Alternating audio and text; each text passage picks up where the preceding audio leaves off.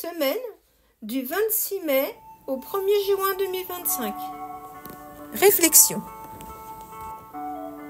Le pape François écrit « Les pères du Concile ont voulu commencer ce symbole de Nicée en utilisant pour la première fois l'expression « nous croyons » pour témoigner que dans ce « nous », toutes les églises étaient en communion et que tous les chrétiens professaient la même foi.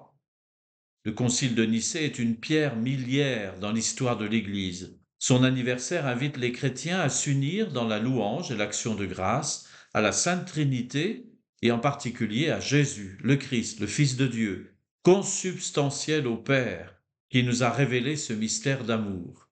Mais Nicée représente aussi une invitation à toutes les églises et les communautés ecclésiales à poursuivre le chemin vers l'unité visible, à ne pas se lasser de chercher les formes adéquates pour répondre pleinement à la prière de Jésus, que tous soient un. Ai-je conscience de professer, de dire la même foi avec tous ceux qui portent le nom de chrétiens? Actualité.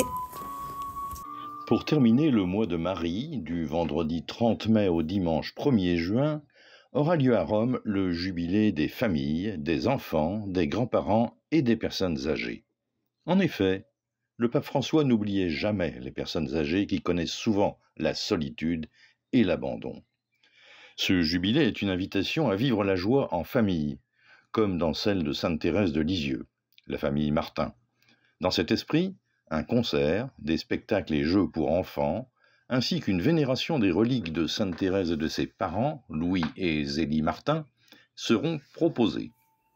Est également prévue à la basilique Sainte-Marie du Trastevere une catéchèse sur la vieillesse. Merci pour votre écoute. On se retrouve la semaine prochaine et n'hésitez pas à partager ce podcast autour de vous. Podcast réalisé par le Mouvement chrétien des retraités.